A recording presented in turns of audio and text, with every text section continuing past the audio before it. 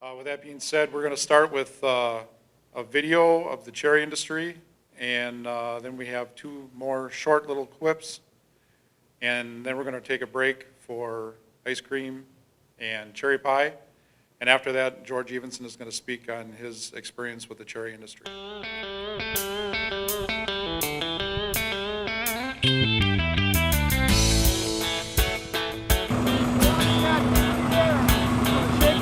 Okay.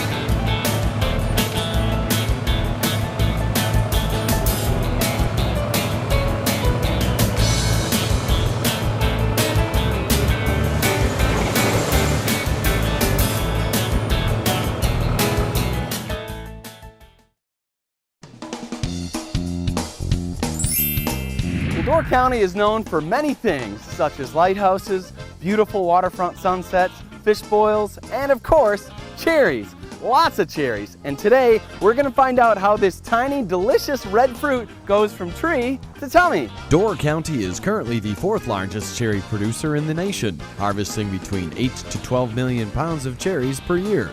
It all began in 1896 when A.L. Hatch and Professor E.S. Goff began planting cherries just north of Sturgeon Bay. The idea blossomed, and in the coming years, others began planting cherry trees in the county as well.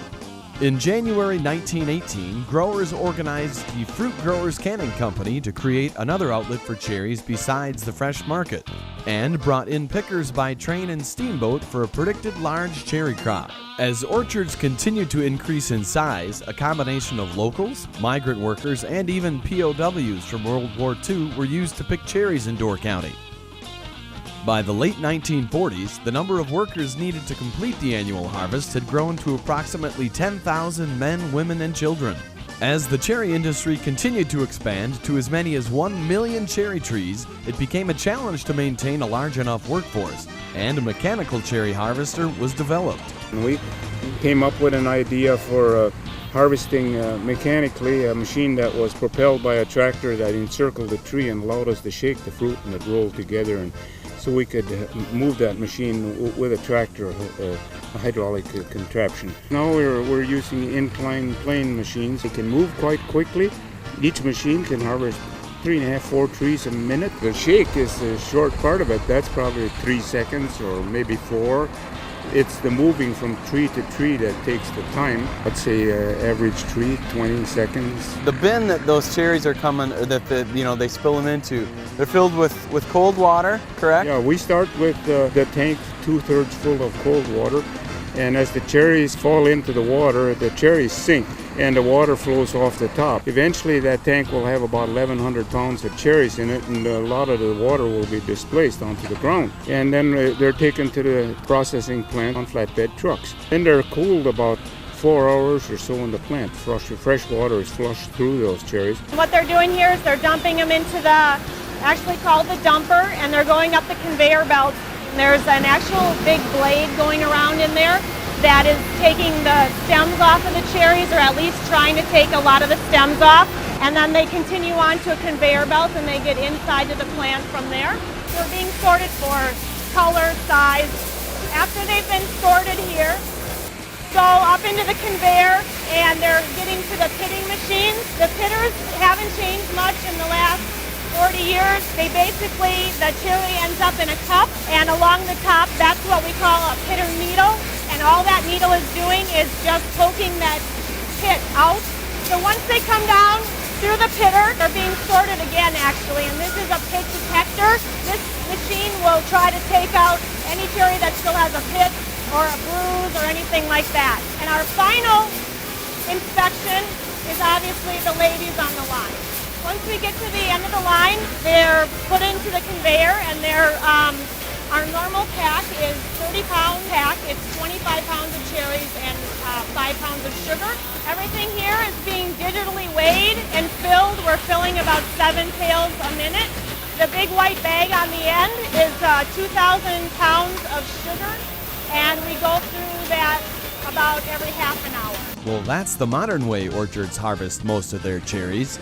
But if you want to do it the old-fashioned way, there are still plenty of orchards in Door County that let you pick your own pail each year during the harvest season in July and August. Well, if you're here at Orchard Country Winery and Market near Fish Creek picking cherries, you got to make sure to try out the Cherry Pit Spit. Well, 30 feet's not bad for me. Not my best, but certainly not my worst. But it's definitely nowhere near the 48 feet 1 inch state record. In addition to fresh cherries, there are also a wide variety of Door County cherry-related products available for sale at local farm markets, like cherry jam, cherry juice, cherry pie filling, dried cherries, chocolate-covered cherries, really almost any way you want them. Well, as we've just seen, Door County certainly makes the most of its most popular fruit, which really leaves us with only one thing left to do: eat them. We'll see you next time.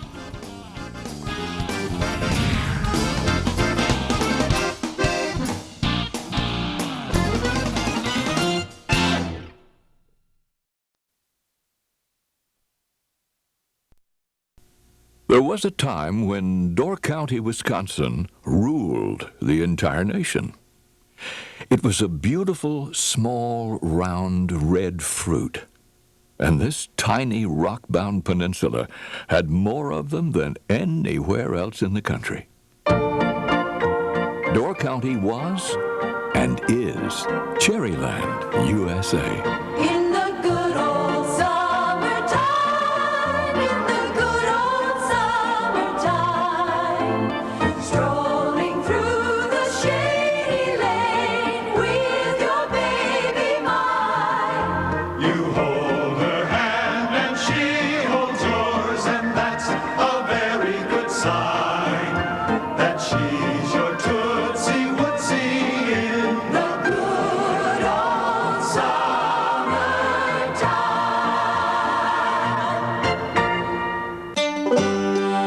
The area's first industries were fishing and logging. The latter half of the 1800s saw clear-cutting of virtually all virgin stands of pine and hardwood. After the trees were gone, the people of Door County quickly found out that the newly cleared land wasn't good for much. At least not in the northern half of the county, where the soil can be so thin that bedrock is just a boot scrape away. But in 1862, a Swiss immigrant farmer in Sturgeon Bay, Joseph Zettel, started the first orchard, an apple orchard, and discovered the land was excellent for growing fruit. Word spread quickly through the county, and soon others began a few plantings. Apples, pears, and plums all did well, and a local cottage industry was born. In 1891, Door County's remarkable fruit production caught the attention of horticulture professor E.S. Goff of the University of Wisconsin and his associate A.L. Hatch, a prominent commercial fruit grower from Richland County. Visiting Door County, they found ideal fruit-growing conditions: cool summers, a late spring, and a limestone dolomite bedrock. In fact, the same bedrock, the Niagara Escarpment, as western New York's famous fruit-growing region. After buying their own land near Sturgeon Bay, Goff and Hatch set out to find the best fruits for growing. Starting first with apples, plums, pears, and strawberries, in 1896, they set out 3 acres of sour, tart cherries. and soon thereafter found their perfect fruit.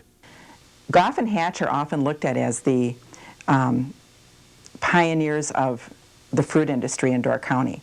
It wasn't that they were the first people to plant fruit, and it wasn't even that they had the most successful orchard. Their expertise in promoting the orchard industry, in explaining to farmers, what fruit would be good for them to plant, why they should try fruit, writing to farmers' journals. That was one of the things they did too. They both were great on writing for newspapers and the magazines that farmers would read. So they were promoting the fruit industry. They also would attend these farmer institutes where farmers would gather for meetings. And that's really how they spread the word about the fruit industry. Something over 100 years ago, some folks in Sturgeon Bay planted some cherry trees. Well, Grandpa heard about those trees that were down in Sturgeon Bay, and so he made a 3-day trip to Sturgeon Bay to investigate this. He came back all enthused about the potential for raising cherries in this area. And so the first year he planted 700 cherry trees right in the flat area right below my house down here, a third of a mile away. By 1919, Door County was producing more cherries than it could sell as fresh fruit. At the same time, a local pea cannery, the Reynolds Preserving Company, was getting out of the business after several years' battle with pea blight. Reynolds had already invested heavily in by then maturing cherry orchards, so they sold their pea cannery to a newly formed co-op of which they would become a member. Now with canned cherries from their new and world's largest cherry canning factory, the formerly fresh fruit would last longer and could be shipped farther and could find a much larger market. Door County cherries became known nationwide. But after 10 good years of major plantings and production, the Roaring Twenties came to a rapid conclusion. October 29th, 1929, became the beginning of the nation's Great Depression, and demand for cherries began to drop. Shortly after, the entire country was hit with many years of very dry weather.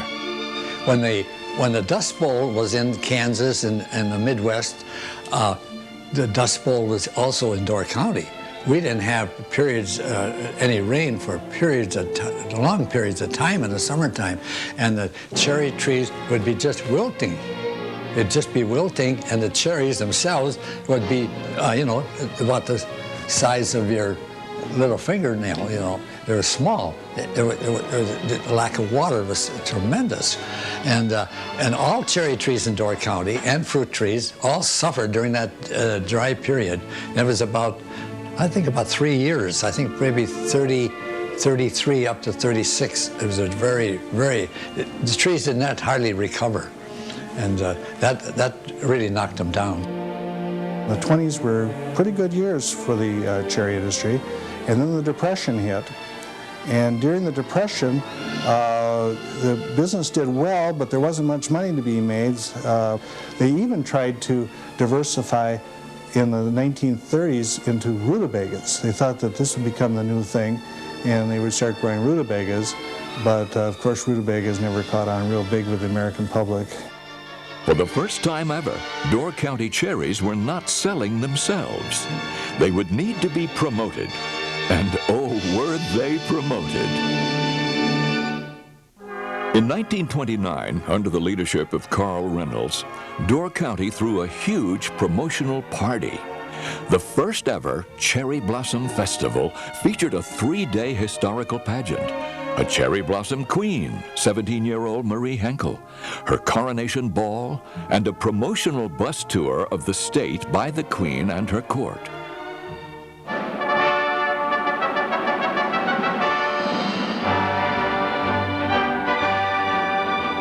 The years that followed would have even larger festivals and larger promotion, with publicity tours of Milwaukee and Chicago radio stations and newspapers.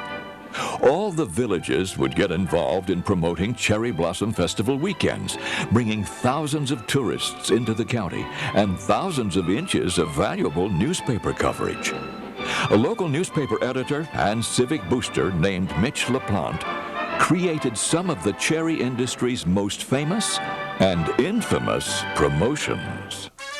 Well, he was a big promoter, you know, and I did a feature on him one time, and he was telling me about one time we had a whole trainload of cherries parked on the railroad, old railroad bridge out here, and he says, you know, there's one case of cherries on that whole train.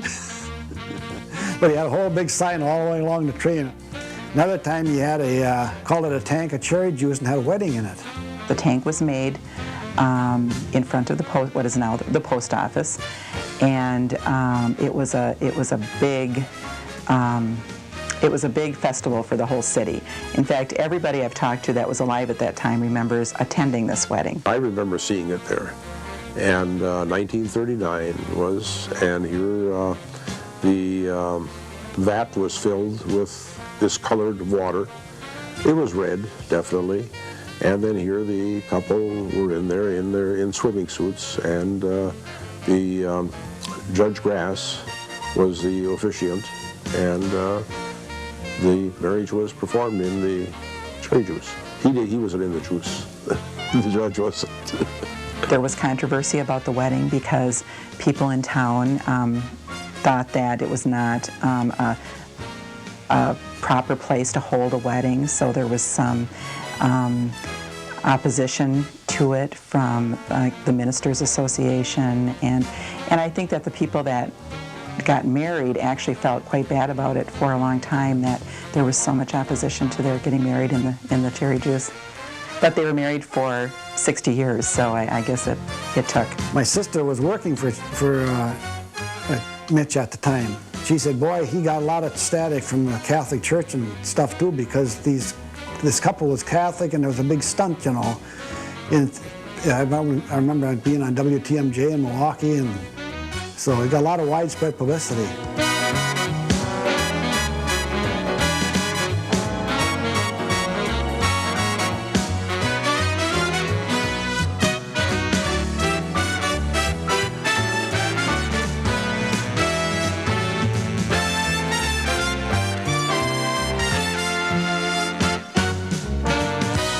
Relentless promotion was to have a powerful effect.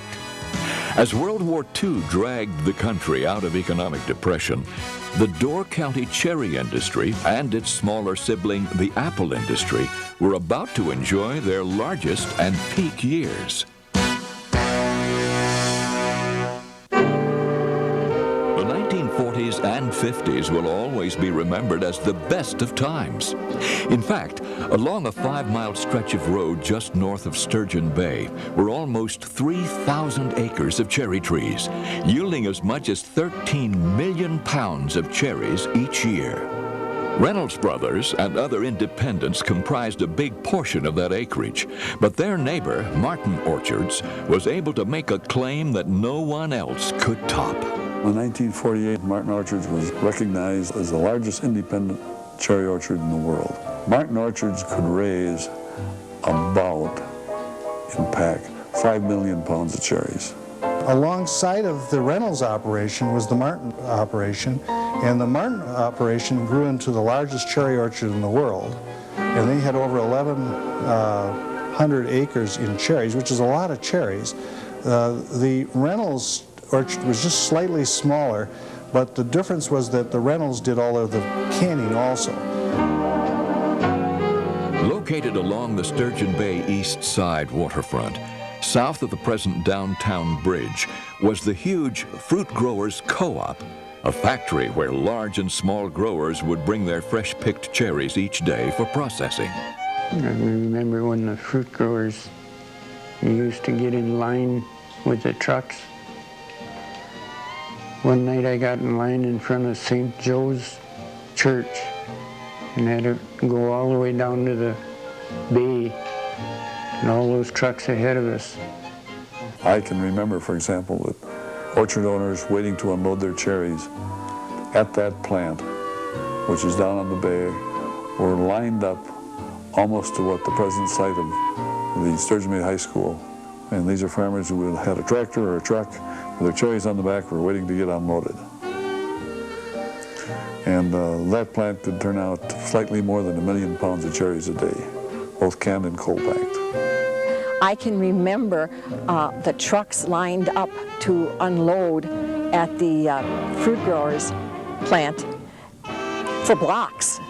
And sometimes they would sit overnight to stay in line to empty their loads because it was hard to get in line. They were so busy, it was so full. Sundays, no one worked. It gave the factories time to catch up, which was good because by Sunday you needed a rest. But I can remember those long lines of all those trucks with you know, loaded to the top with cherries. And it was a big industry.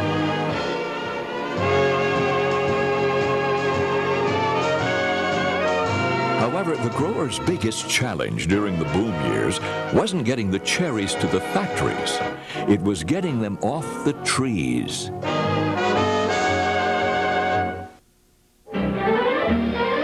What I can recall was that we'd pick in the morning and goof off in the afternoon when I was real small, you know, smaller.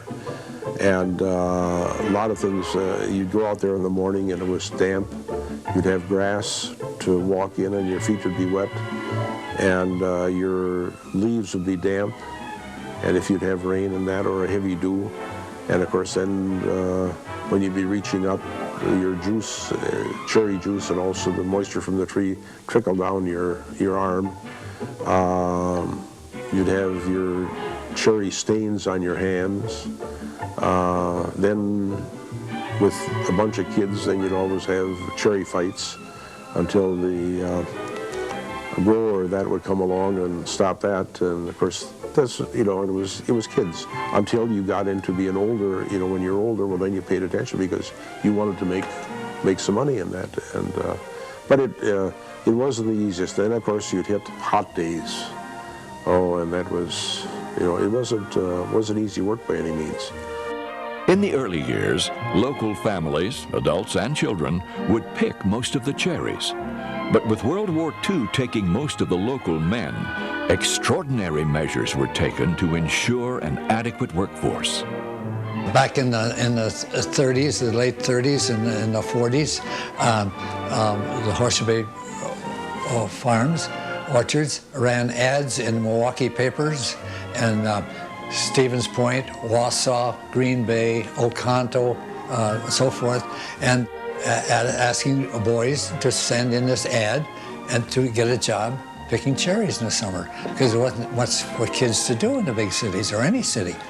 So they would make arrangements that we'd go with a truck and pick up 40 kids in Oconto and 25 more in Green Bay and so forth, all over until we acquired 150 kids.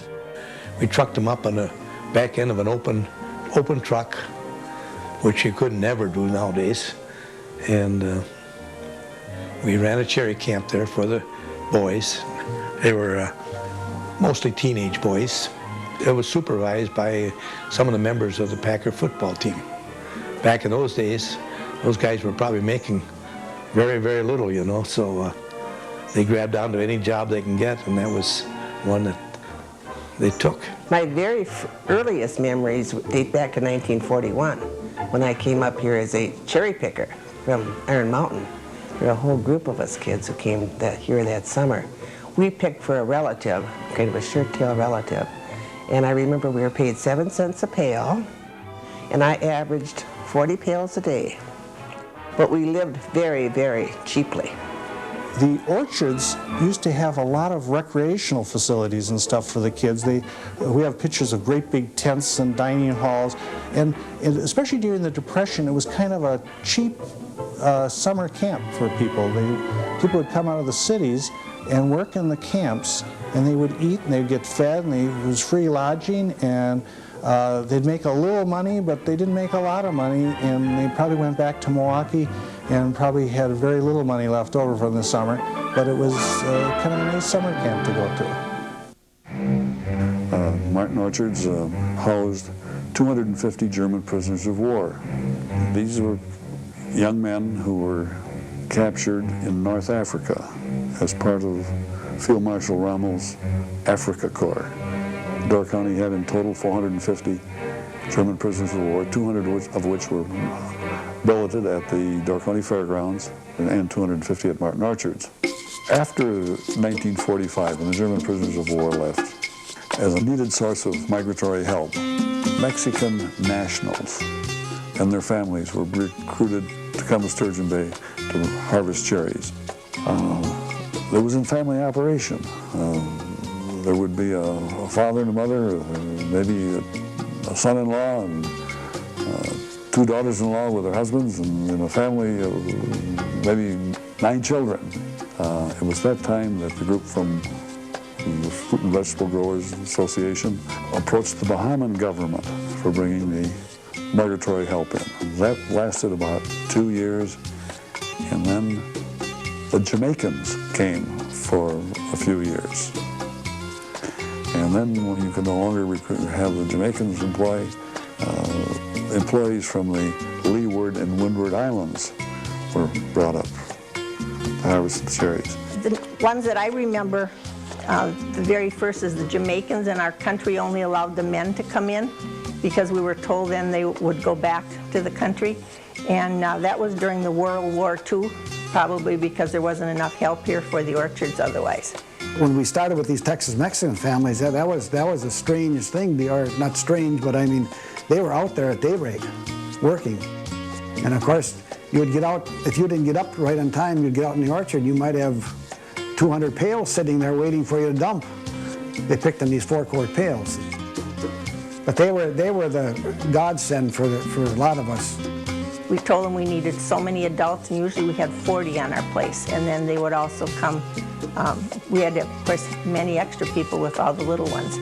And I never have figured out why, but I can have fond memories of them coming out in the morning, and either the first ones got diapers and no undershirts, or else the first ones got undershirts and no diapers, but they either had one or the other, the little ones.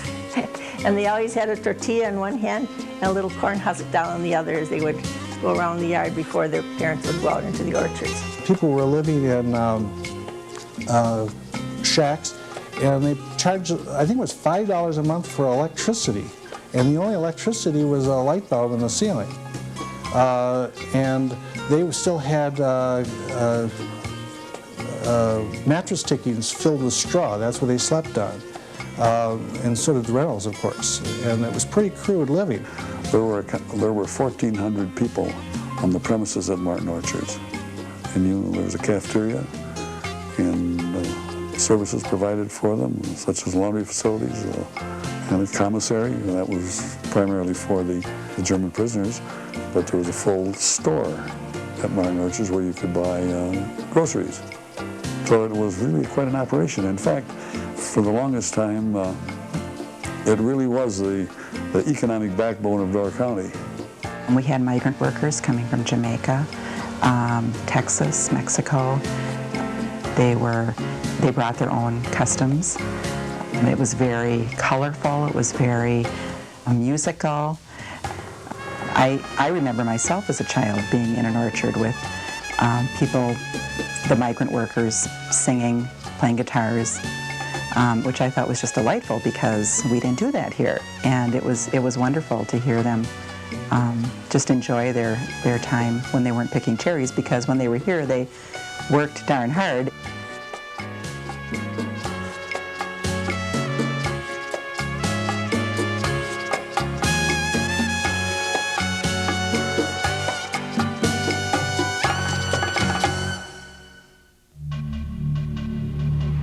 The boom years of the Door County cherry industry were the 1940s and 50s. But after that, a number of major forces combined to forever change the economics of the business. In 1948, a tragic small plane crash took the lives of 3 of the county's most important and far-sighted cherry executives. It would prove to be a stunning blow. 100 miles east of Door County, across Lake Michigan, the state of Michigan found its climate and soil conditions better for growing larger trees with much higher yields. They planted more and more cherry trees and soon became able to dictate market pricing. Later, across the nation, cherry pie baking began to become a lost art as women joined the workforce and baked far less than their mothers had. But perhaps the most important factor was government legislation. Minimum wage increases, child labor laws, housing code requirements. Individually, each would increase labor costs. Taken together, hand-picking cherries now meant losing money.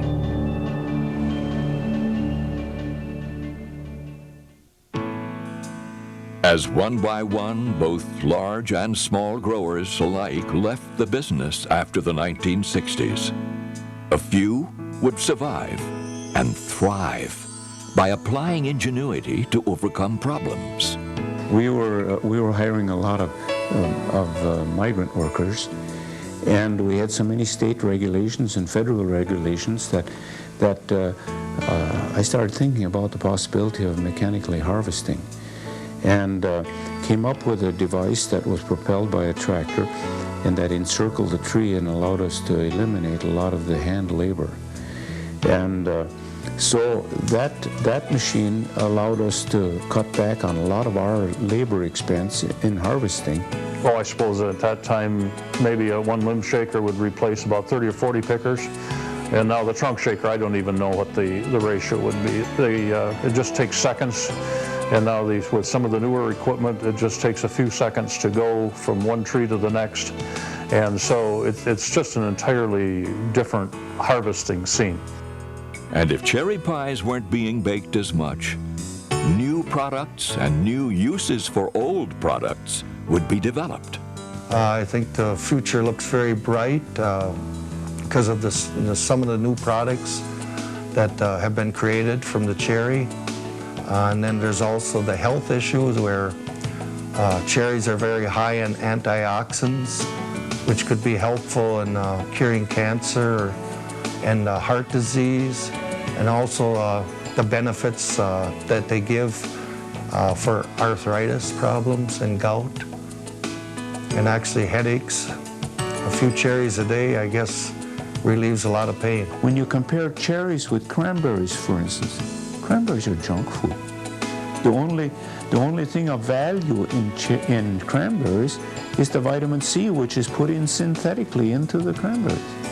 As harvested, cranberries don't even begin to compare with cherries as far as nutritional value is concerned. And that's just not me talking and blowing steam. That's a fact. I think one of the real positive things also for the cherry industry has been the dried cherry, which is a new product. It's really good for you. It's like a dried, like a raisin, only it's a dried cherry. Some people put it in cereal, some people just like to eat it individually.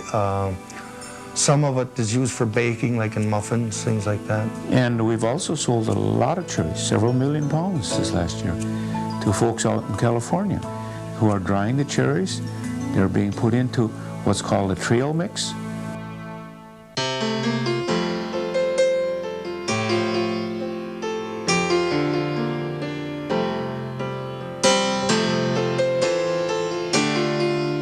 Door County's cherry orchards remain a very important part of the local economy. From Joseph Settle's first apple orchard, through Goff and Hatch, through Reynolds and Martin, to today's new breed of orchard men and women. Door County was, is, and always will be Cherryland, USA. Oh yeah, you got a lot of good memories out of it and things like that, but you got a lot of times you wonder why you're doing it. You know, I think every farmer thinks that way, but you gotta love the land and love the heritage you've had there. You know, my grandpa homesteaded the place back in 1879, and my dad took it over, and then I took it over, and then now my son's taking it over. Now his son, he's got a son that's talking about it. I think there's a great future in the cherry business. I can show you a bunch of young cherry orchards that back up what I say, that I believe there's a future. We wouldn't be planting cherries if we didn't believe there was. It's a great business. It's fun working in the orchards. I get a lot of enjoyment out of it, a lot of pleasure. Good times and bad times, of course, but overall it's a great business to be in. It has improved a good deal, and if that continues, there may be some of the younger people in our family and other families that will want to stay in it.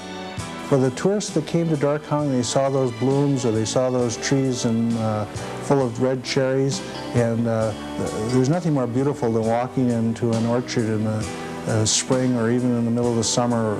It's an absolutely beautiful place, and the whole county, it lent the character to this county that is still remembered by a lot of people. If I had to do it over again, I'd do exactly the same way. I like it. I really like raising fruit. To get out in the orchard in the spring and the flowers the trees are just like a big snowball of blossoms. The birds are singing, and you're walking along or driving your tractor through millions of flowers. How does it get any better than that? That's a good place to be.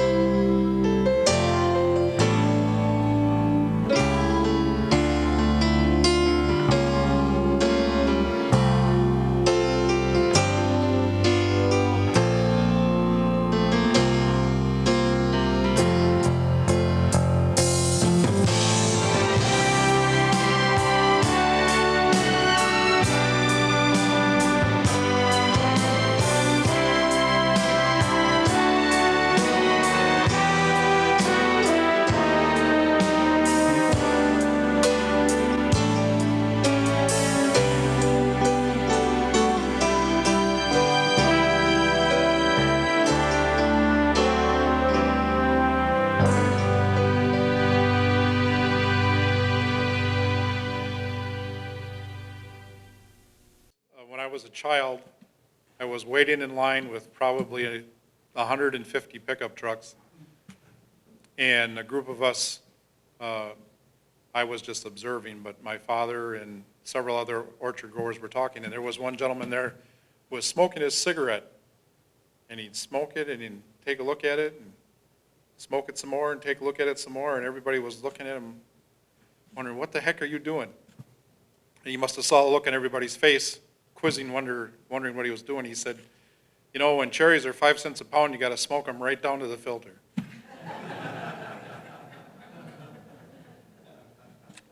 So anyway, we've had a slight change in the order of presentation. I'm going to call on George Evenson to give some recollections of the cherry industry. And after George is done, I'm hoping that people in the audience will chime in with some of their own stories that they remember from when they were involved in the cherry industry.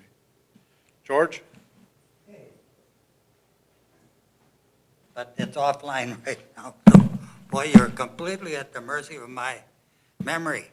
But the thing that impressed me about that picture was that family that got married in a cherry juice. They stuck together for almost 60 years. Be something you might. But I think there's a lot of things that we don't know about cherries. Where'd they come from? Where in the world did all of these cherries come from? The Montmorency red cherry is not a native to North America. The biggest cherry producing country in the world is Turkey. The second largest is Russia. That was the places that the cherries started. The ancient Romans and Greeks, they wrote in their writings at that time, they wrote about the their acquaintance and their liking for the sour cherry. So it's been around with us for 1,500 years or longer. There's been some changes in the tree. The cherry trees that are growing in Europe are much bigger than our cherry trees. They're almost 30 feet wide, and they grow quite high. They also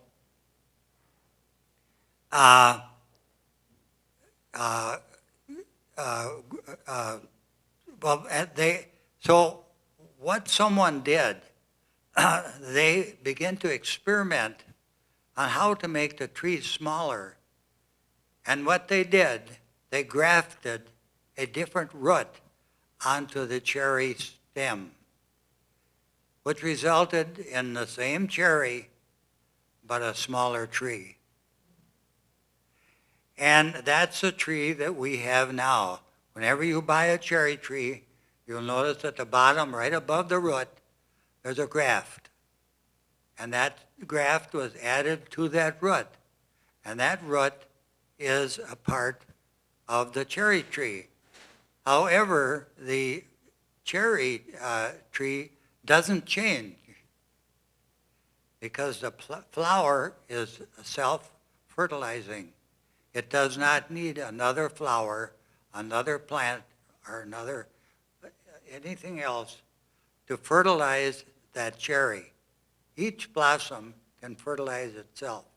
Therefore, there isn't a worry about the cross generation. The same cherry that we use today was the same cherry that they found in Europe. How it got out of Central Europe in about 1800, time I think King James VIII or the third was the King of England. And some of his soldiers brought some of those great cherries that they really liked back to England. And so the folks in England planted them and they grew quite well. They grew so well that the mayor of London decided that he would send some cherries to the mayor of Boston. And this was back in the very early 1800s, maybe even in the 1700s. He planted them and they did very well. But they always stayed with the same cherry tree.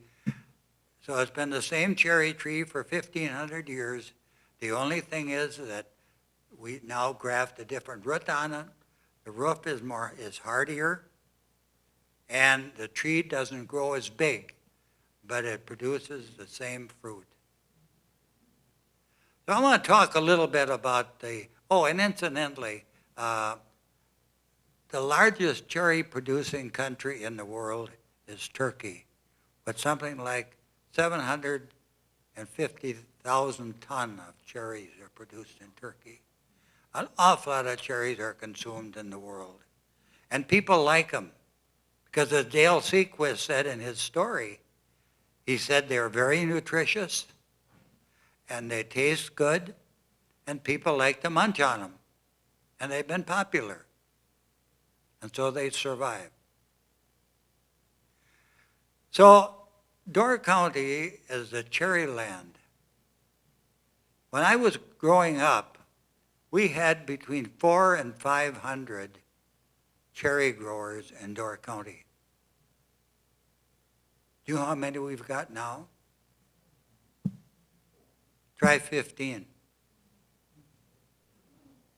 We've got something like 15. And all of those 15 are directly connected to a factory. So what's happened is that they have skipped one phase of the market that they really don't have to share with anybody else. It moved them a little bit stronger economically than they were before. What happened to the cherry industry? Why did it disappear? Because there was a time in the that they were talking about in this 1900s maybe a little before and shortly after. There was a great enthusiasm among people that would get land in Door County that wanted to grow things, try something different. We'll try strawberries. We'll try a lot of things to produce a little more income than them doggone cows that just didn't seem to want to produce. Not only that, but we had a lot of people that would come into the county from the central part of the state. They'd take a whole day. Family would load up in the car, fill the trunk up with milk cans, come out to the cherry orchard, and they would buy pail after pail after pail of cherries, fill up the milk cans, put water in the milk cans, and take them back home and share them with all their neighbors. Because canning was the thing that the local women did. I don't think there are many women today that can the way the women did then. That was a major use of cherries. Everybody had pick-your-owns. I remember one kid that every year he was so embarrassed because he had to stand out by the road on the highway and hold a cherry branch up so the people go by and he'd shake it and in order to attract people to come to their house and buy cherries. But they'd buy pails of cherries. Now people come to the stand and they say, do you have them in a quart size? They don't have them in a 10-pound size or a 20-pound size. They want a small size that they can eat right away or do something with. Or they'll buy the canned fruit. But anyway, the cherry industry has changed, and I know how it's changed because I've been in it my whole life. I grew up with cherries. And one thing I have to say about the cherry business is cherries always had to be sprayed. Any of you remember spraying cherries? Remember that blue vitriol and lime and arsenic of lead that was mixed together called Bordeaux mixture? And by the way, the Bordeaux mixture was a bunch of chemicals that the French wine growers found that combated a blight in their leaves, which was the same blight that the cherries were affected with, excepting they added arsenic of lead to the mixture in order to kill any bugs. Not thinking, of course, that the poor guy that was spraying was inhaling that same thing. We used to come in from the orchard and we were all blue. We were blue from top to bottom, face, hands, arms, and clothes. Our nice machinery soon was all blue, rusted, because all we had, that cherry spray stuck on everything. And we used the Bordeaux mixture.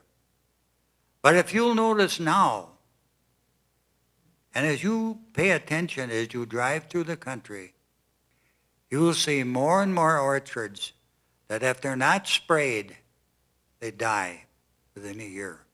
They'll lose their yellow leaves. They don't have the resistance and the internal structure to deal with that, for that, what we call blight or yellow leaf. Worst thing that can happen to a cherry tree is get yellow leaves.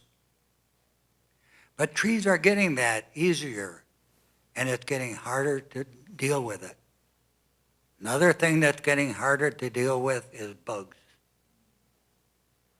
I remember in 1946, right after the Second World War, they came out with a brand new product called 2,4-D. Now 2,4-D said that that will be the end of the fly. We will not have another fly or bug in anywhere. And there were no warnings for the grower. Be careful when you use this stuff because you might get sick. No, you just buy a nice bag of 2,4-D. It comes in 4-pound bags. You open the bag, and this little dust comes out. And the smell of it It smelled so good. It smelled like honeycomb. And then you turn the bag over and you shake it into the sprayer. More dust comes up. You smell it. Smells like honeycomb.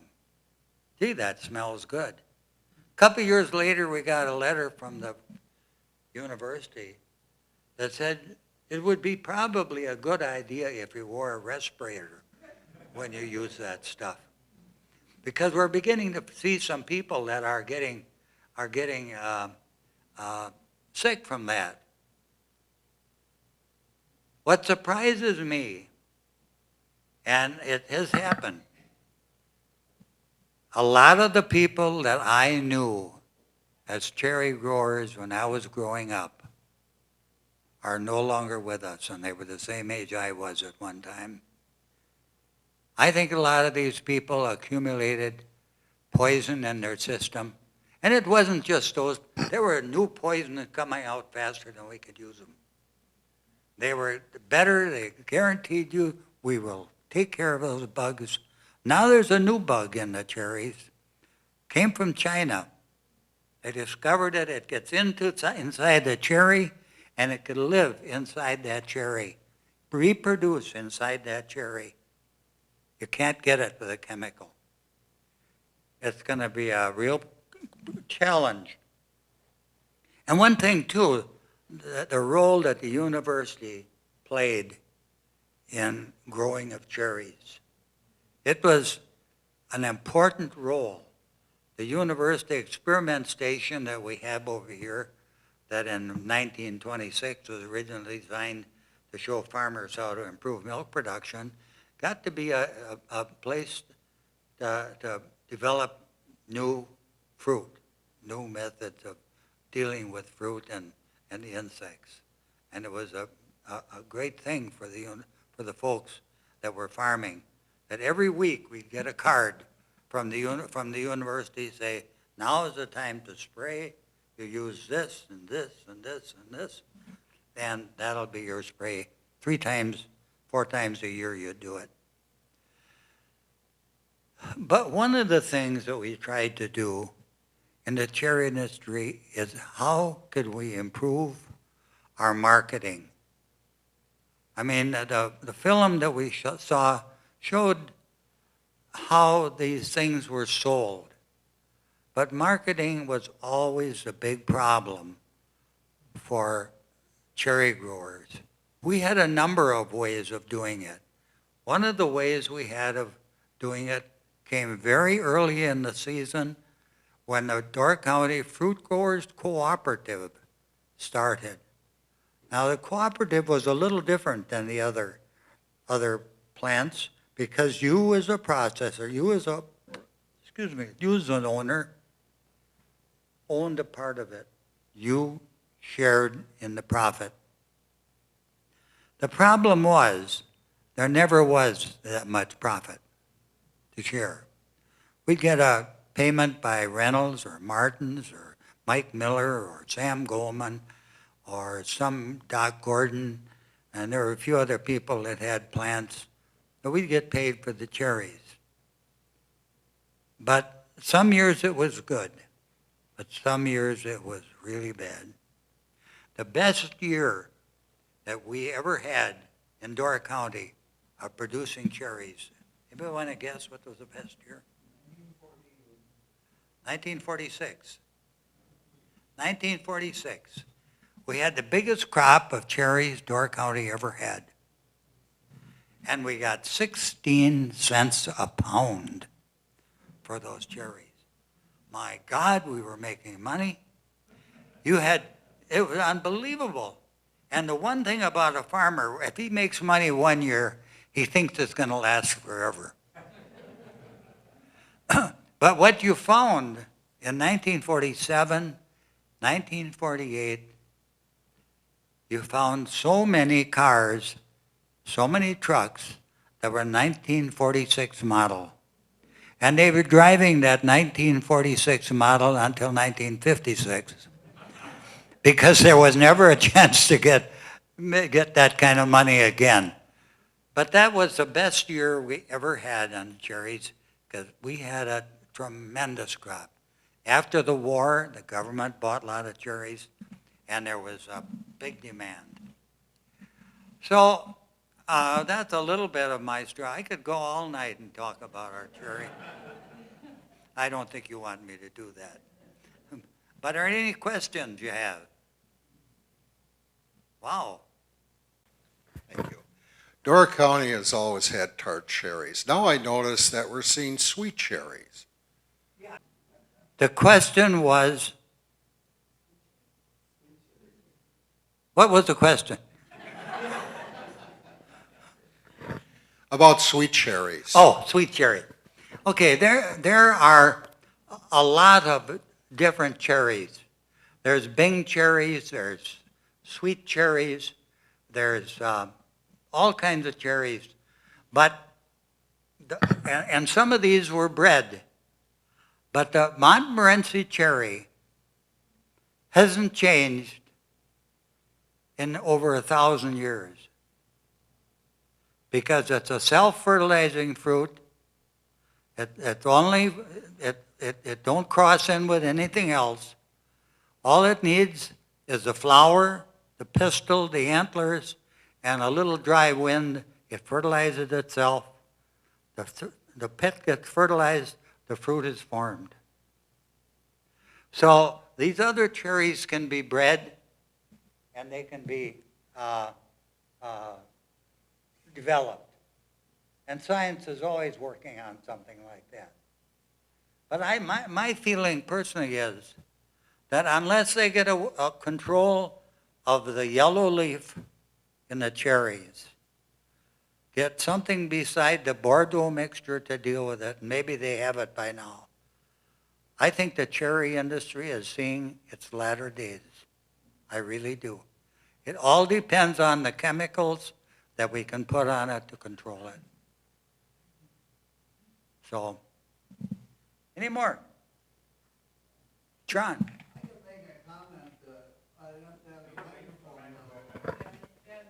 All right. Here it comes. Oh, okay.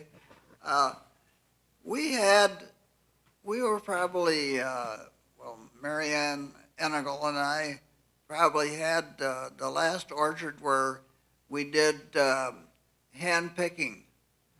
And our kids grew up, well, it ended up that our kids grew up with kind of an international group. We were in the minority because we had just about every Native American in Door County picking cherries for us. And one time, a Texas State Patrol car came up into our orchard and said, the guy from Texas said, do you have any Mexicans picking cherries for you? And I said, well, listen around. Do you hear anybody talking Spanish? Well, so our kids grew up in a minority, as a minority, in that way. And with the couple that was married in the tank of cherry juice, Laverne Blazer and Jerry DeMarb, their marriage did last very long. And well, when Jerry died, I called up his wife. I asked somebody, well, is she around? Yeah, she's still around. And they said, but she'll never talk about that marriage in the tank of cherry juice. And I could see, well, I called her up and she said, I know I said I never would talk about that. And the reason was we went in for that was because we had very little money. We couldn't afford to get married, and they promised all sorts of things to us if we would get married in that tank of cherry juice. And then, of course, we got in trouble with actually all the churches because of not getting married in a way like that. And, well, she said our kids had trouble in school, too. They got kidded about that. But the marriage did last for, I think it was 60 years when Jerry died. So maybe everybody should get married in a tank of cherry juice. It might work. Well, it can't hurt. Especially these days, Charlie. It seems to, Yeah. Well, yeah. anyway, Johnny. I have you brought a lot of good memories there, and that using that blue vitriol, I have some pictures that I had published in the Advocate where I'm quoted with the blue vitriol. That it worked though. Yeah, it did the job. One thing I wanted to say is that when we were growing up in our neighborhood, and I don't live too far from this particular place, just a few miles. But back when I was growing up, all the neighbors had a cherry orchard. Maybe 5 acres, maybe 10, maybe a few more. But I can go around the neighborhood and I can name all of these people in our neighborhood, and I think in Sevastopol, that had cherry orchards.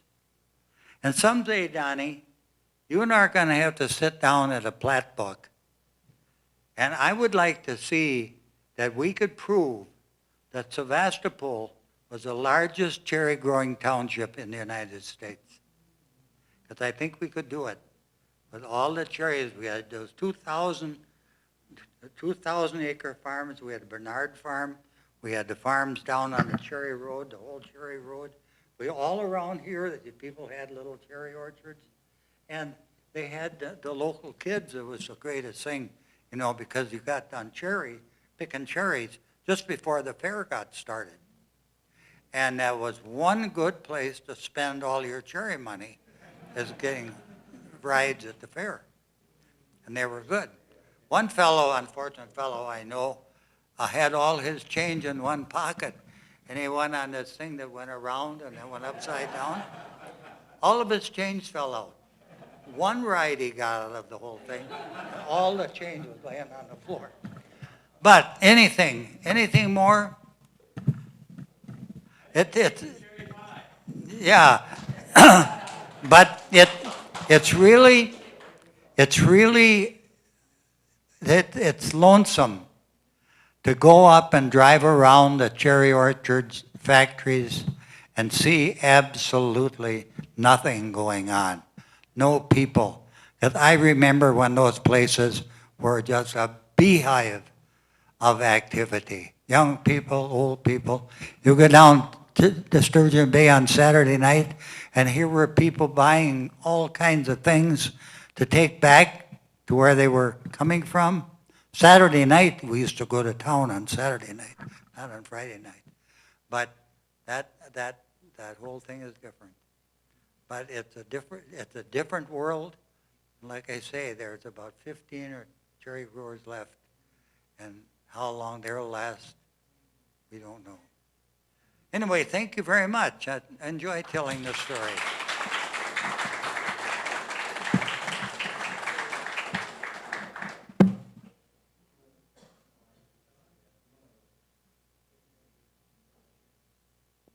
This is Tom Reynolds, by the way. You saw him in that movie? Too many times. Well, let me just say one word, okay? We knew we'd get you up there.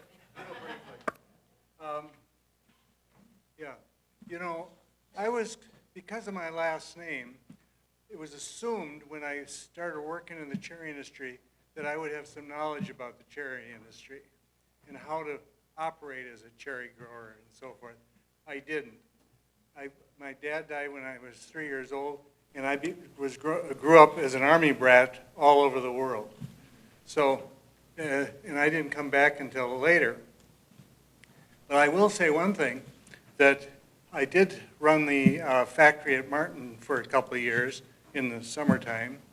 I worked at the fruit growers and so forth. But I remember I used to always take my lunch break in the spray shed. And it was the most beautiful blue color. And for some reason it was cool there. And I would sit there and I would eat my lunch, and I liked the smell in the place too. Well, you don't have to know the rest of the story, but the fact of the matter is, I do, you know, maybe you shouldn't have eaten lunch in the blue room.